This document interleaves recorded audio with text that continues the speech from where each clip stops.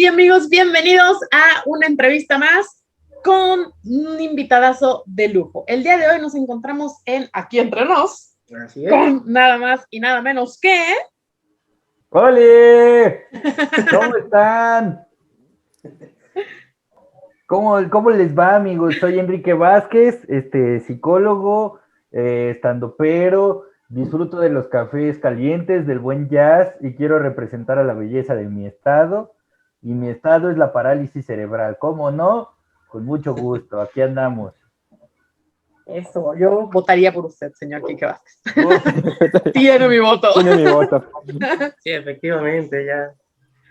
Pues, gente bonita que nos acompaña, así como lo escuchan el día de hoy en Aquí Entre Nos acompaña el psicólogo más pinches guapo. Tengo que decirlo. Sí, ¿Sabes que no es cierto? No, sí es cierto. No, sí es cierto. Es que coincide de cualquier manera con el psicólogo más pinches guapo, que es Quique Vázquez. Así es. Sí, señor, ese mero. El mismo que dice y calza. Ese, el único e inigualable. Pues muchísimas gracias por aceptarnos esta entrevista, Quique. Te agradecemos tu tiempo. No, te mando un saludo del floor manager, que está aquí a un costado, eso que suena, están arreglando cables, ya sabes. El trabajo de producción para un bebé es muy importante. Claro. Y pues nada, yo creo que vamos a arrancar esta entrevista empezando pues con una presentación tuya.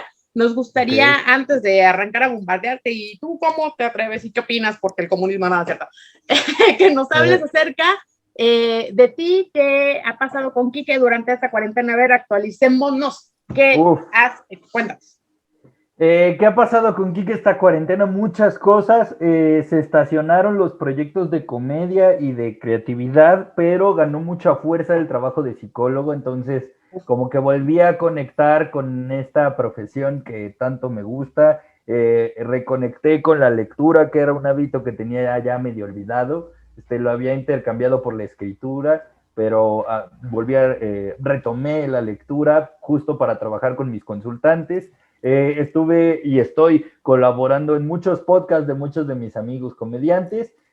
Inicié mi propio podcast que se llama Entre Roomies, que lo hago con mi amigo y roomie Javier Villalbazo. Entonces les damos tips de sobrevivencia para coexistir con otras personas, y pues en eso he estado trabajando entre otros proyectos que, si todo sale bien, verán la luz este año a nivel escénico, como un nuevo show de stand-up que se va a llamar Impaciente, y algunas obras de teatro que andan por ahí cocinándose. Entonces, ese a grandes rasgos ha sido mi pandemia, que no me puedo quejar. La verdad es que he tenido la fortuna de que me tratara bastante bien.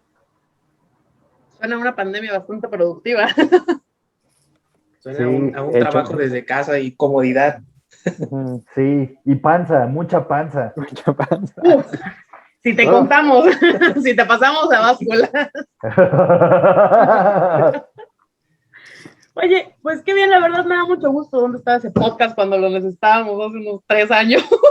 O más para atrás, ¿no? Qué bruto. Yo creo que de mucha ayuda, síganos por ahí, es Conviviendo Entre Roomies, ¿cómo se llama? Sí, se llama Entre Roomies. Entre Roomies. Búsquenlo en YouTube así, Entre Roomies Podcast, y en Facebook también estamos en Entre Roomies Podcast. Está el grupo de Facebook de el podcast, en donde se tira carrilla y se convive con la gente que nos sigue. Entonces, así búsquenos en YouTube, así síganos, y también estamos en todas las plataformas de audio, así Spotify, Apple Podcast, Google Podcast, y todo lo que termine en audio o podcast, ahí andamos.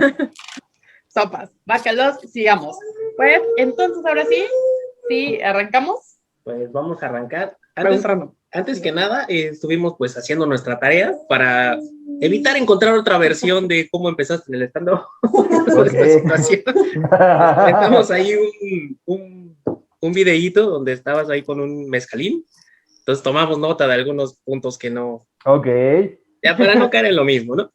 Muy bien. Siguiendo la temática ahí, ¿cuál sería, nos gustaría que nos platicaras, por favor, la presentación más guapa, siguiendo el concepto que mencionas ahí en tu video, que has tenido? Que digas, Pues híjole, esto estuvo guapísima. Pues justo esa, tuve una presentación en Cuapa en la que me aventaron comida por contar mis chistes, fue horrible, fue traumático, Estúpido guapa. porque sí, o sea, una chava había llegado tarde a mi show y yo estaba tirando mis chistes sobre parálisis cerebral, jijiji, jajaja, y esta chica había pensado que yo me estaba burlando de las personas con parálisis cerebral, pero porque justo no había llegado a tiempo para escuchar la parte en la rutina en la que explico que yo tengo parálisis cerebral y que a partir de ahí les iba a explicar cómo era mi manera de ver el mundo.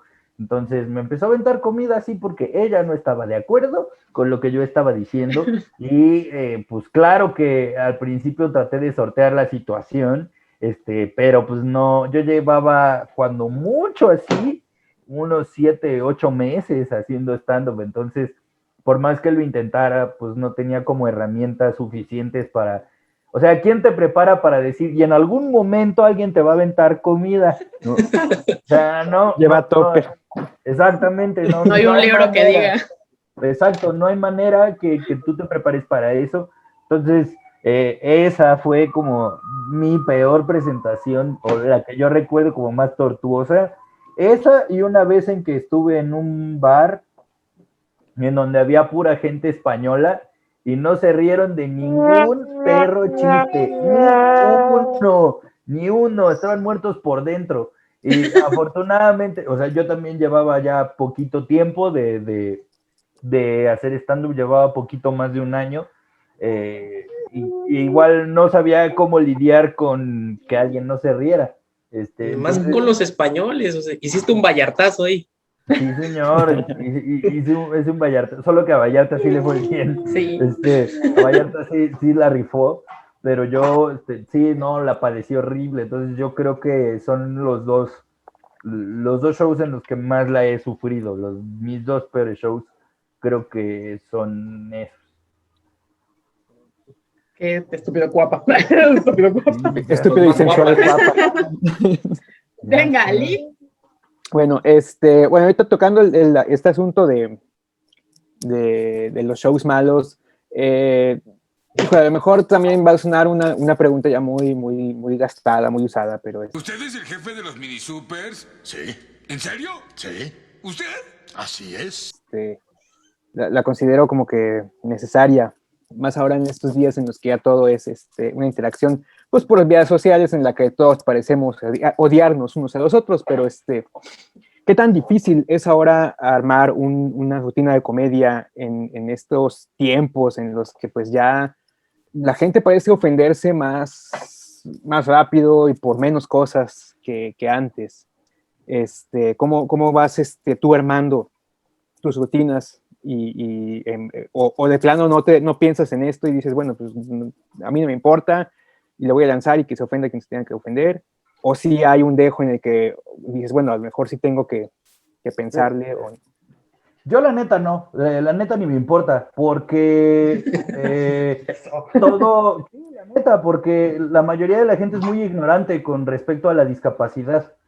Y justo mientras más ignorante se permanezca al tema, mejor para mí, porque yo puedo jugar con esa ignorancia. O sea, mucho de mi humor se basa en los prejuicios que tiene el público con respecto al tema. Y el tema de la discapacidad es un tabú. O sea, nadie se ha metido o sea, todas las causas son defendibles menos la discapacidad. Entonces, nadie se ofende cuando dices, ay, el chueco, el ciego, el tullido, nadie se ofende, pero no fuera una mujer o alguien porque sí se ofenden un chorro, ¿no? Entonces, a mí no me importa porque se me hace como un eje. El status quo y lo políticamente correcto nunca ha ayudado a nadie ni ha cambiado nada. Y no lo va a hacer y no lo va a cambiar. El trabajo del comediante es justo señalar eso, pero eso no te condona de tener una responsabilidad con lo que dices. Y lo que sí celebro es que el público cada vez se ponga más exigente cuando tienen razón, ¿no? O sea, cuando hay una postura bien sustentada en algo, porque una vez uno de estos ¿cómo se llama esta tribu urbana nueva que salió? Mamadores. Es que sí entendí la referencia. Una vez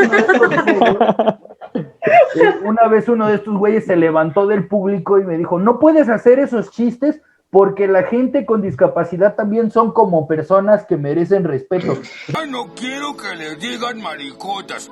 Este hombre es joto. O sea, ¿qué Como clase? personas. Exactamente, o sea, ¿qué clase de argumento es ese? O sea, ¿cómo me voy a tomar un miramiento frente a una persona como esa? Evidentemente no. Entonces, yo sí creo que tú como comediante, tu trabajo es defender una idea basándote en chistes.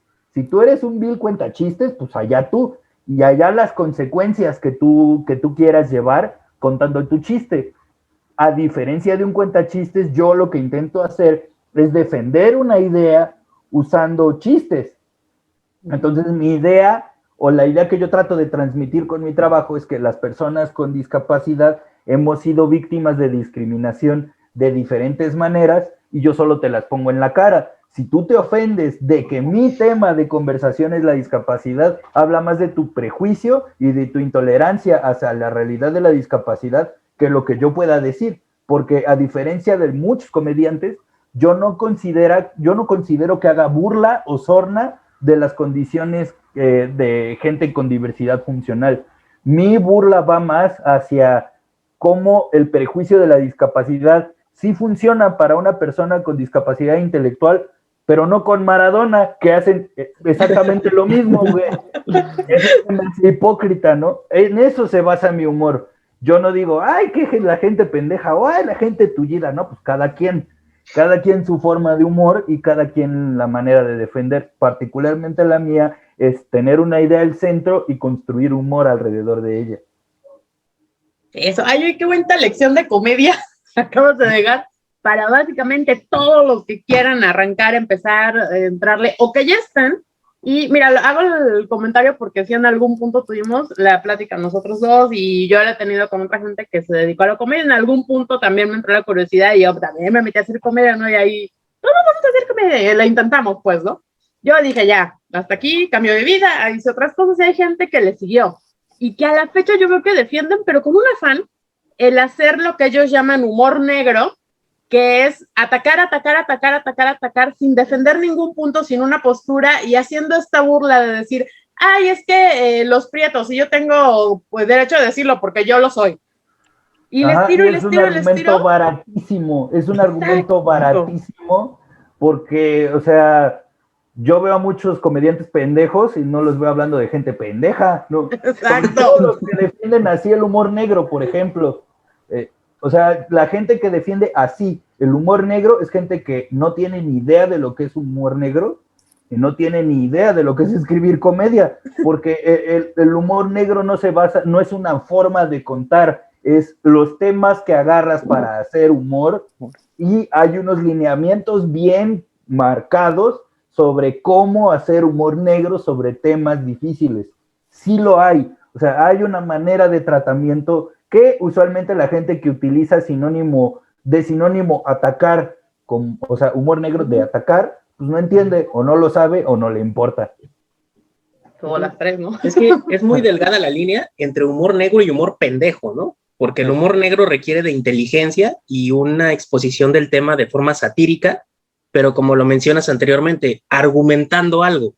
No nada más llegar al... No es como que una guerra de insultos o a ver quién puede más insultar a quién, ¿no? Exacto.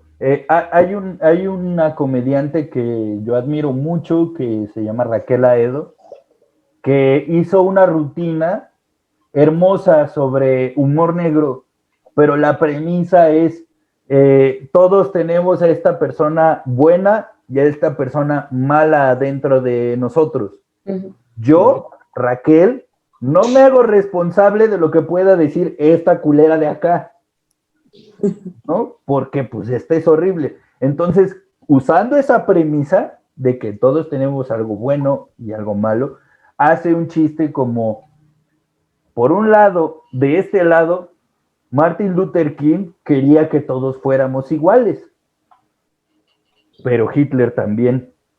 Eso es humor negro, cabrón. Eso es una clase magistral de humor negro. Y no está diciendo, pinches judíos, quémenlos a la vez. No, güey, no lo está diciendo. Es lo suficientemente fina e inteligente para decir lo que está diciendo sin afán de atacar a la víctima. Está burlándose del hecho, y el hecho es crudo, y el hecho es horrible, pero no se burla de nadie, se está burlando del hecho. Y eso es lo que la mayoría de los comediantes que hacen humor negro no hacen. Solo se burlan de la víctima o señalan a la víctima en lugar de señalar el hecho. Entonces, si hay gente que confunde humor negro con humor pendejo, pues es también culpa mucho de que no estamos acostumbrados a escuchar temas difíciles en el humor. O sea, sí es parte del comediante, sí es parte de responsabilidad del comediante, pero también, güey, ¿qué tanto el público también forma parte en la ecuación? Claro. Hace un tiempo yo conversaba con un tío mío que pues descubrió hace poco el stand-up, y entonces él decía, no, pero, o sea, sí hay comediantes muy buenos, hay estandoperos muy buenos, pero la gente que contaba chistes, sobre todo de la vieja guardia, pues hicieron escuela, ¿no? Y él me decía, yo creo que los estandoperos de hoy no les van a llegar ni a los talones a los comediantes de antes. Y yo le dije, perdón, tío, perdón, pero yo no creo que los comediantes de antes nos lleguen a los talones a nosotros. Y me dice, ¿por qué? Y yo nada más le respondí, ¿cuándo en tu vida habías escuchado un chiste sobre alguien con parálisis cerebral?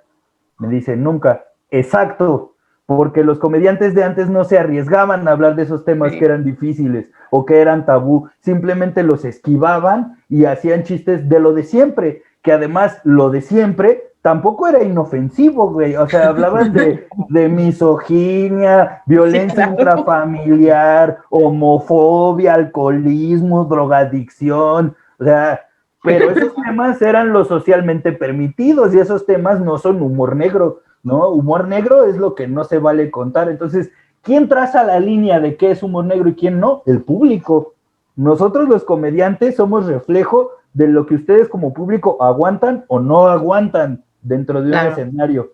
Entonces, nosotros somos como el modulador que ve hasta qué número les llega la tolerancia, pero también ustedes forman parte de esta ecuación, así como es parte es responsabilidad del comediante elegir y pensar las palabras que va a usar para construir un chiste, también es responsabilidad del público admitir y atreverse a diferentes tipos de humor que siempre han existido. O sea, ese humor siempre ha existido, el cabaret siempre ha existido, el burlesque siempre ha existido, la carpa siempre ha existido, o sea, que son los escenarios en donde más humor negro o humor tabú estaba permitido hacer, pero pues era como, ay no, los raros, ay no, los intelectuales, ay no, la bohemia, pero siempre ha habido. La oportunidad que tenemos en tiempos actuales es que todo está al alcance de un clic.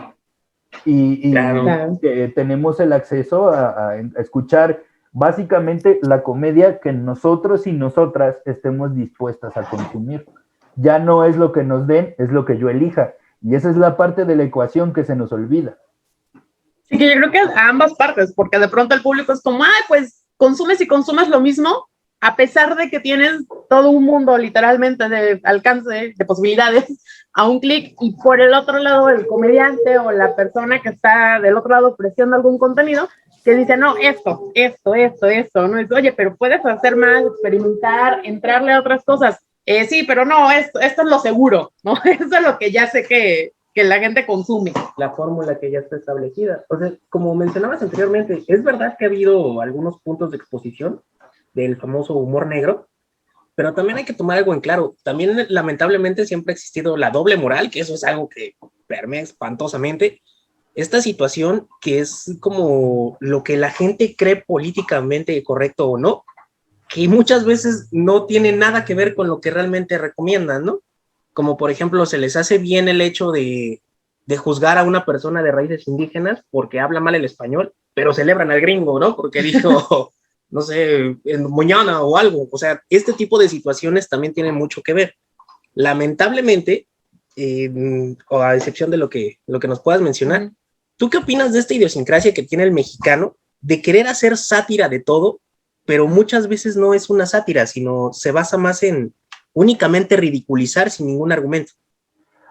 Pues es que creo que dentro de la pregunta que me haces está la respuesta, porque muchos comediantes piensan o pensamos que hacemos sátira cuando solo hacemos escarnio de alguien. Y creo que para hacer sátira hay que tener algo que se llama, ¿cómo le dicen? Conocimiento del tema, de lo que uno quiere hacer una sátira. Y muy pocas veces un comediante hace esa labor de research que debería de hacerse. Se supone que uno como comediante hace humor de lo que sabe y de lo que conoce, pero en afán de esta falsa premisa de uno puede hacer humor de todo, nos tomamos la licencia de hacer humor de, pues yo digo que es esto, pues yo creo que es esto, y con base en eso decimos que estamos haciendo sátira, cuando la sátira va de ejemplificar un hecho y de señalar a los victimarios y de señalar lo que sucede sin atacar a la víctima, que atacar a la víctima es el ridículo, o sea, es ridiculizar a la figura. Eso es el humor que se basa en el escarnio. Pasa de ser escarnio a sátira cuando el que queda en ridículo es el que está en la posición de privilegio o de poder, o la persona en la que creíamos que iba a quedar perfecta e inmaculada. O sea, creo que esa es la gran diferencia. Y creo que muchos comediantes, un poco por ignorancia y otro poco por omisión, haga que confundan una cosa con la otra cuando no son ni remotamente lo mismo. Okay. Lick, ¿qué nos dice? Pues, híjole. Bueno, yo al igual que la licenciada Amada, pues también hice mis pininos en el stand-up, nomás un par de veces, ¿no? Pero sí me queda claro que, que no es simplemente tener ocurrencias y ya, ¿no? Es llegar y estar muy bien preparado sobre los temas que quieres abordar y todo. Pero bueno, mi duda, y esto ya parece algo más personal, es tu proceso de cómo creas una rutina, ¿en qué consiste? O sea, ¿cómo empieza a surgir la idea, y todos los componentes que tienen chiste, y cómo decides que sí, que no entra, cómo vas hilándola, y para armar ya una rutina, digamos, de 40 minutos, una hora? ¿Cómo es todo ese proceso creativo que tienes? Creo que cada comediante tenemos un proceso creativo y creo que eso es importante que se sepa, porque que tú sigas mi proceso creativo no garantiza que tengas los mismos chistes. Claro. Una vez dicho eso, mi proceso creativo es ridículamente aburrido. O sea, es muy aburrido, porque yo me planto mucho en la premisa de John Burhouse acerca del humor, que habla de que el humor parte de una verdad inescapable y de un dolor irrenunciable.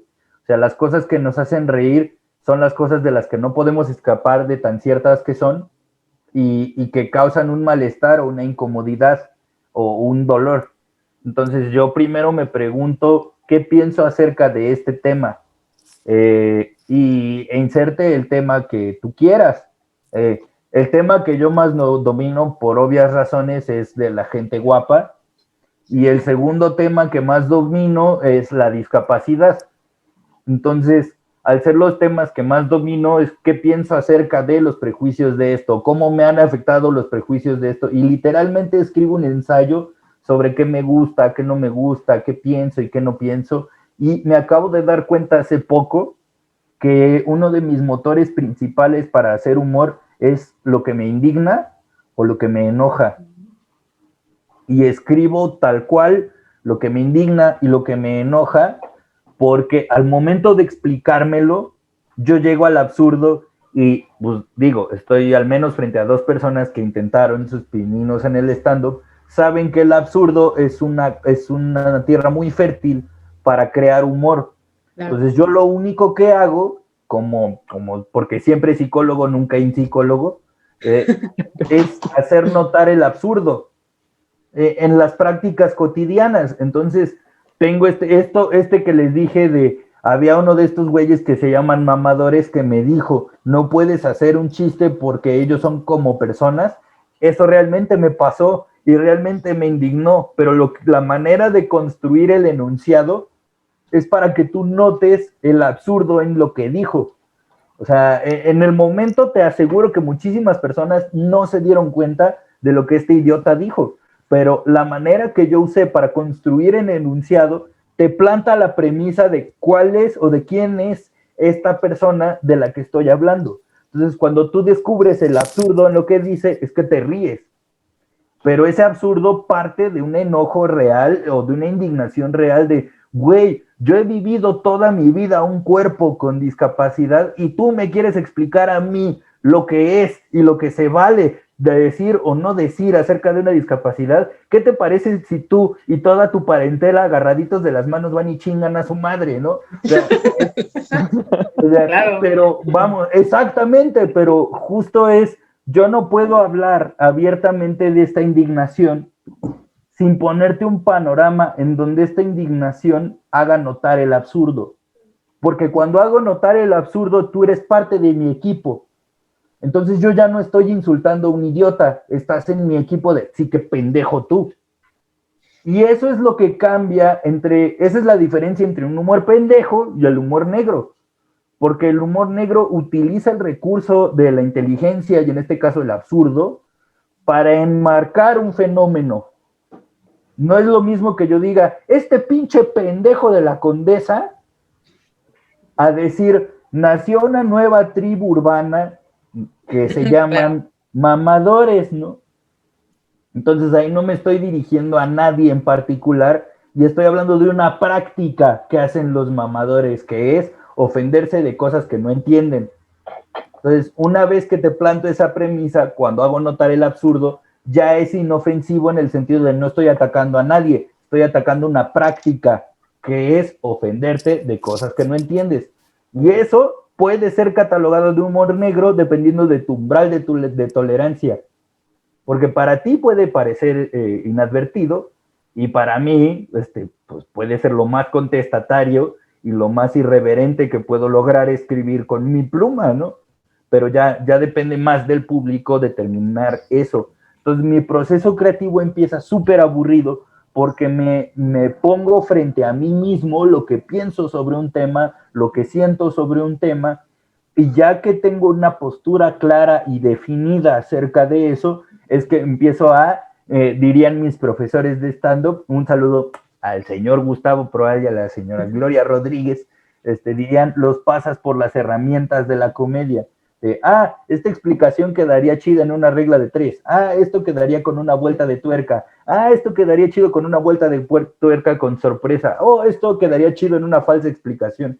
Pero yo ya tengo clara cuál es la idea central y hacia dónde la quiero llevar. Entonces, pues lo único que hago es cambiar este argumento o este escrito, este ensayo, por ideas chistosas o por enunciados chistosos. Ok.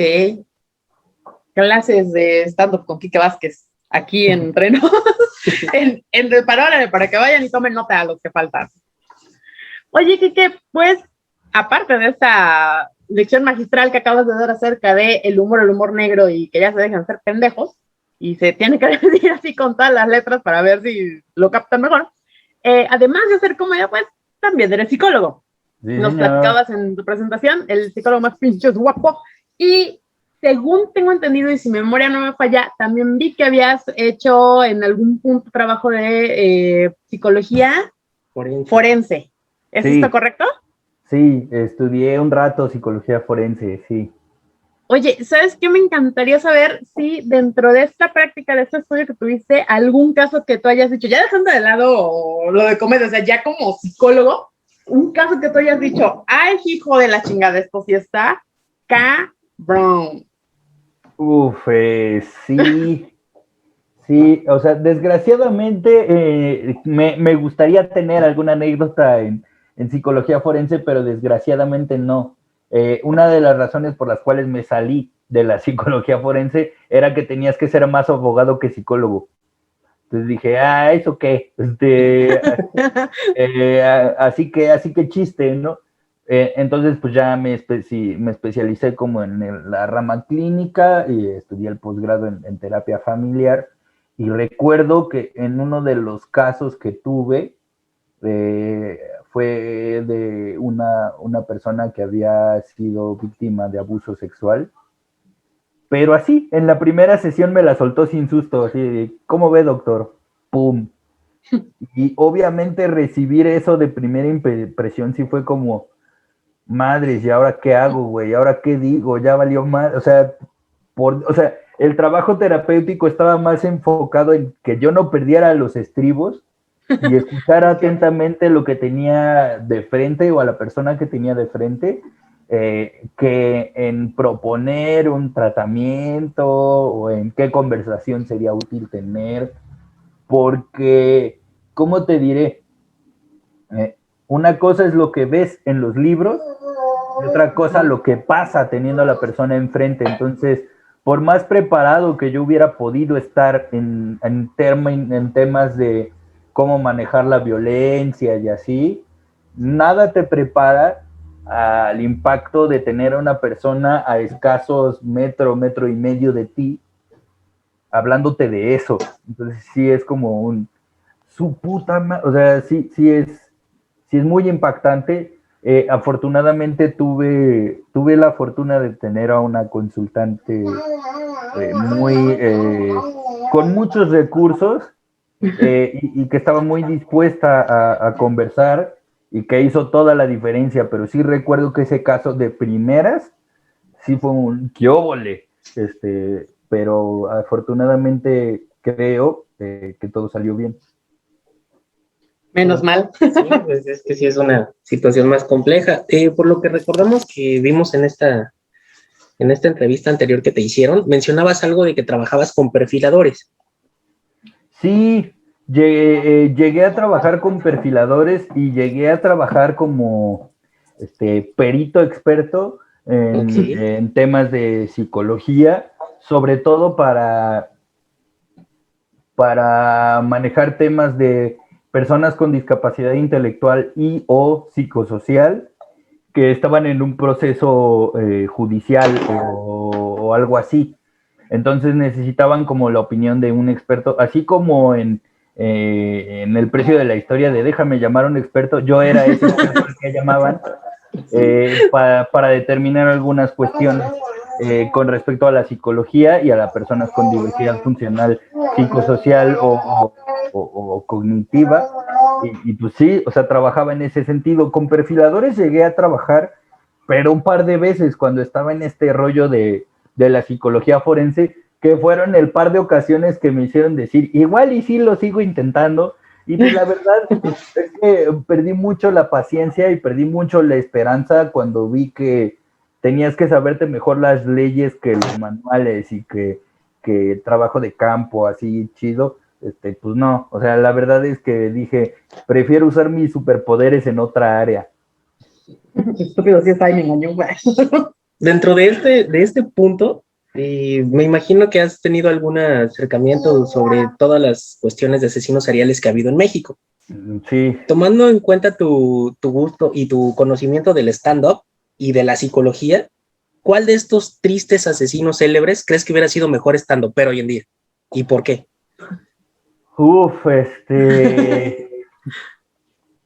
Híjole, no lo sé. Va a sonar muy controversial, pero tal vez el Caníbal de la Guerrero habría sido una persona que hubiera tenido como, si no desempeño así sobresaliente, sí hubiera llamado a la persona que no dudo de sus labores de escritura, porque pues conocimos algunos de sus poemas y no eran así que digas, uy, qué brillante, pero lo que sí dicen muchas de las personas que llegaron a convivir con él, sobre todo las mujeres que convivieron con él, era que era ridículamente seductor y que era una persona capaz de convencer a las personas con las que conversara, y es un ingrediente particularmente útil en el mundo del stand-up. La gente cree que el trabajo del stand-upero se trata de ser chistoso por sobre todas las cosas, y yo creo que no solamente se trata de ser chistoso, sino de ser interesante. Que la idea que la persona que esté encima de la tarima te sea lo suficientemente interesante como para seguirlo escuchando. Porque sería como nuestro Ted Bundy. No lo creo, porque tampoco fue así que digas, uy, qué inteligente. Y Ted Bundy creo que sí tenía particularmente, además de ser ridículamente seductor, tenía una inteligencia por encima del promedio, tal cual que se logró defender de 2 de sus 4 cadenas perpetuas, él solo. Entonces, estamos hablando como de cosas o de personas diametralmente opuestas. Pero esta situación del carisma es particularmente importante en el escenario del stand-up. Lee, ¿usted qué nos dice? Híjole. No, pues yo no sé nada de psicología. Ni de cereales.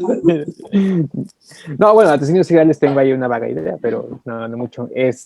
Pues no sé, pues ahorita tenía yo pensado esta pregunta respecto a lo diverso o a la diversidad que tiene el stand-upero, ¿no? Incluso lo platicábamos en este programa donde hablamos de stand-up, ¿no? Que recalcaba esto, o sea, muchos de los stand-uperos tienen esta particularidad, digámoslo así, de que están en todas partes, ¿no? Yo me enteré de algunos stand-uperos sin estar en un escenario haciendo comedia, o sea, los vi en podcast, los vi haciendo otro tipo de programas o cosas así. Tú en particular has diversificado tu proyección mediática, por así decirlo, fuera de las tarimas, es decir, ¿tienes podcast o haces alguna otra actividad, ¿no? Pues me costó un poco de trabajo porque yo siempre tuve esta reticencia a ser catalogado como un youtuber, porque el contenido de muchos youtubers no se me hacía particularmente útil. O sea, sí era como una onda de entretención y de pasar el rato y hasta ahí, ¿no? Pero sucede una pandemia mundial en la que los comediantes que ya tenían como cierta brecha trazada con respecto al contenido de este estilo, como los podcasts, tuvieron un auge y muchos de mis amigos comediantes me empezaron a invitar a sus proyectos y entonces empecé a ver que la gente apreciaba mis puntos de vista con respecto a ciertos temas.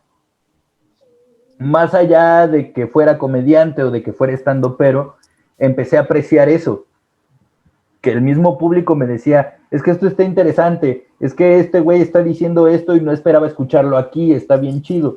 Y entonces eso me abrió los ojos a que, como yo, había gente que estaba esperando otro tipo de contenido en esos mismos espacios.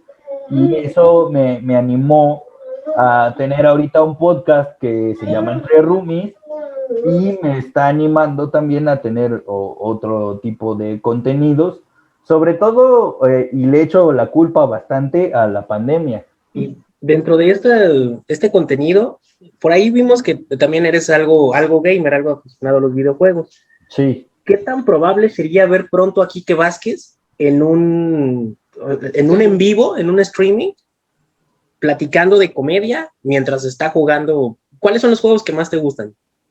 Soy bastante solitario, he de decir. O sea, como que los multijugadores actuales están muy centrados en los shooters y no soy tan fan de los shooters, y como que los juegos de fútbol son todo lo mismo, solo que con mejores gráficas. Entonces, de repente, como que la oferta baja mucho. Entonces, considerando eso, soy una persona que le gusta los juegos con una trama interesante, como por ejemplo The Last of Us, fue una dupla de juegos que me voló la cabeza. La forma de conectar las tramas entre Red Dead Redemption 1 y 2 se me hizo magistral. Juegos como Hollow Knight, que es un juego de plataforma, pero que mezcla RPG, se me hizo algo muy, muy novedoso. Entonces, como que juegos que me permitan como experimentar algo diferente, porque como que lo que hay ahorita no se me hace tan novedoso y no se me hace algo de lo que yo quisiera formar parte. O sea, es que me parece que es lo mismo. O sea, Fortnite es un Medal of Honor en caricaturas, güey. Y Year of War es Medal of Honor de extraterrestres. Y Halo es Medal of Honor en el espacio. Y Warzone es Medal of Honor 4K. O sea, es como los shooters vienen a hacer lo mismo.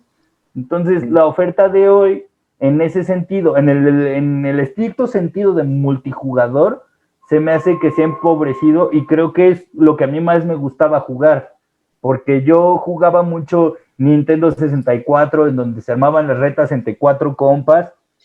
El Golden Knight, en Mario Kart, en Mario Party, y así. Y creo que eso se fue perdiendo con el tiempo y como que la única empresa que se centró un poco a eso, y no creas que tanto, fue Nintendo. Pero Nintendo Switch, en su afán de innovar, o sea, Nintendo siempre fue esta empresa que trataba de innovar en hardware. Era como, te voy a entregar una consola diferente cada vez.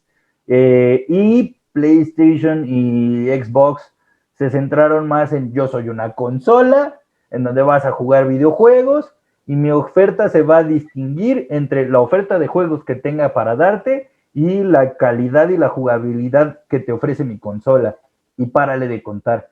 Entonces, mis juegos favoritos son más como arcade, o retro gaming, o juegos de plataforma, pero para nada desprecio un juego actual que tenga una trama llamativa. O sea, no sé si llegaron a jugar o supieron de este juego que se llamaba Hellblade: Senua's Sacrifice. Sí. Que es basado en una vikinga que tiene psicosis. Entonces, es una vikinga, y si tú lo juegas con audífono, es una gozada, pero da miedo. O sea, me recordó como al antiguo Silent Hill, al Silent Hill 2 específicamente, en donde el audio era lo que te hacía meterte al juego, y tú todo el tiempo estás escuchando voces, no hay descanso en ese puto juego. Entonces, estos juegos que te ofrecen una experiencia me encantan. Y sí, la verdad es que lo he estado pensando en jugar un videojuego, pero no solamente hablarte del videojuego o de la trama del videojuego, sino de explicarte psicológicamente por qué te engancha este videojuego, o dónde están los cliffhangers de este videojuego, o o sea, por qué funciona, o para qué habilidades te serviría jugar este videojuego, o cuáles son los riesgos de jugar este videojuego demasiado, o sea, pero todo desde esta trinchera psicológica. Por ejemplo, ahí podrías meter todo lo que son GTAs, los Arkham, toda la saga de Batman, los Assassin's Creed. Sí, claro, porque hay premisas filosóficas metidas en esos juegos que poco se han discutido. Y estaría bien chido hablar de Arkham y del leitmotiv del héroe y el villano. O sea, no hay villano sin héroe, pero también viceversa. Entonces, hablar de cómo las tramas de Arkham juegan a eso, y de cómo el Guasón está poniendo a prueba a Batman para ver si es lo suficientemente héroe para enfrentarse a él. Y la mayoría de las veces lo pensamos como Batman siendo el superhéroe que va a vencer al Guasón, pero no lo pensamos como el Guasón está metiendo a Batman en la trampa para ver si es digno rival de él. Entonces, como proponer estas visiones distintas, o simplemente echando desmadre con los compas, ¿no? Claro, también. Yo, aquí estoy. ¡Oli! Mi duda ya va más enfocada al qué pasa ahora, que pues ya pasó un año de pandemia, pues se están reabriendo algunos espacios, no con mucho aforo, pero bueno, se están reabriendo, lo cual ya es ganancia. ¿Qué le depara a Vázquez este 2021? ¿Dónde voto? ¿Qué me depara en este 2021? Oye, vamos. Sí, me depara que voy a volver paulatinamente a shows presenciales, porque para mí no hay mejor manera de probar material y de hacer stand-up que con el público de frente, porque el público es un ingrediente indispensable para el stand-up, y probar mucho para lograr sacar este nuevo show que por el momento está escrito, pero no sé qué tan efectivo vaya a ser. O sea, y me deparan algunos proyectos como obras de teatro. Obviamente todo esto paulatina y responsablemente, pero me deparan obras de teatro, me deparan los shows de stand-up, seguir con el canal de Entre Roomies y seguir como dándoles más contenido. Y pues nada, hay algunos proyectillos ahí que ya están hechos, de los cuales no puedo hablar porque puedo ser brutalmente demandado, pero ahí hay cosas que vienen, espero, si no para este año, para el que viene. Eso, pues yo espero de verdad ver muy, muy pronto algún especial de Quique Vázquez. Yo también. Netflix. Sí. No sé, porque te contamos, y aquí por la cuarentena lo que sí nos ha dejado es así, pues vamos a ver qué nos quitamos ahora sí en la plataforma, y ya nos vimos todos los especiales habidos y por haber. Hay unos muy buenos, hay unos que, pues hay unos, ¿no? Punto, vamos a dejarlo en que están. Hay unos buenos, hay otros. Hay otros, claro, ¿no? Netflix nos estaba contenido. Y de pronto, pues yo creo que sí ya es momento de darle como pauta a otros estandoperos, y de verdad creo que sí nos encantaría mucho ver algún especial tuyo ahí. Hashtag pongan aquí que en Netflix. Uf, hagámoslo tendencia. Vamos a hacerlo tendencia. Pongan aquí que en Netflix.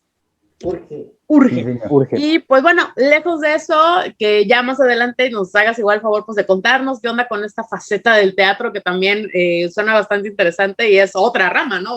Dentro de las artes escénicas, el stand-up es una cosa, el teatro es una muy diferente. Sí, es un monstruo totalmente distinto con el que uno tiene que enfrentarse al momento de subir al teatro, sí, definitivamente sí. Entonces, claro que estaría buenísimo ya cuando puedas y que no haya riesgo ni de demanda ni de que se queme algún tema antes de tiempo, que nos cuentes de qué va esto. Vale, sí, claro que sí. Eso. Y pues, ahora sí, si no hay... Bueno, Lick, no sé si tenga otra pregunta en la ronda. Ya son todas. Pues, Flor Manager. ¿Bien, Flor Manager? Ahora sí que... Ahora me paso por acá. Sale la otra mano. Aquí andamos nuevamente. Pues más que nada resaltar, sobre todo agradecer que nos hayas proporcionado parte de tu valioso tiempo. Sí, de verdad, sí necesitamos, urge que ya haya un stand-up, un especial de Quique Vázquez en Netflix. Hay demás, es que Netflix actualmente en el stand-up es como el paquetaxo. Ya queremos más, o sea, más que chitos de estas bolitas de queso. Regresan los pizzerolas y déjenlo. Y ya saquen tanto pinche sabritón, ¿no? O sea, ya. ¡Guau! Es que ¡Guau! sí está callado, ¿no? No, pero qué bonito. Muchas gracias. Espero yo no ser sabritón. Pero... No, pues bueno, estamos. Es la pizzerola. Es la pizzerola que no encontramos. Uf. Pues esperemos que sí. Y pues yo desde antemano me gustaría por favor que nos proporcionaras tus redes sociales, dónde te pueden seguir y qué viene próximamente. Síganme, no es muy difícil, estoy en todas las redes como Quique Bien Parado, Quique con K y todo junto, así Quique Bien Parado, ahí me encuentran en todas mis redes sociales. Se vienen shows, viene este 10 de abril, voy a estar en el Beer Hall en la Ciudad de México con mis compañeros Juan Pablo Valdés y Ana Julia Yeye, nuestro colectivo que se llama Surtido con Todo, Delicatessen de comedia. Voy a estar el 15 de abril en Cancún, Quintana Roo, dando show. con aforo reducido para proteger la salud tanto de los comediantes como del público. En Tijuana voy a estar el 15 de mayo, en Ensenada voy a estar igual por esas fechas, todavía estamos por confirmar, pero se vienen el 15 de mayo en Tijuana, me parece que el 16 en Ensenada, tal vez el 17 en Mexicali, todavía estamos viendo qué onda, para aprovechar que ya ando por allá, ¿verdad? Venga. Y pues por lo pronto esos son los shows en vivo que vienen. No se pierdan Entre Roomies, que sale todos los lunes y jueves a las 11 del día.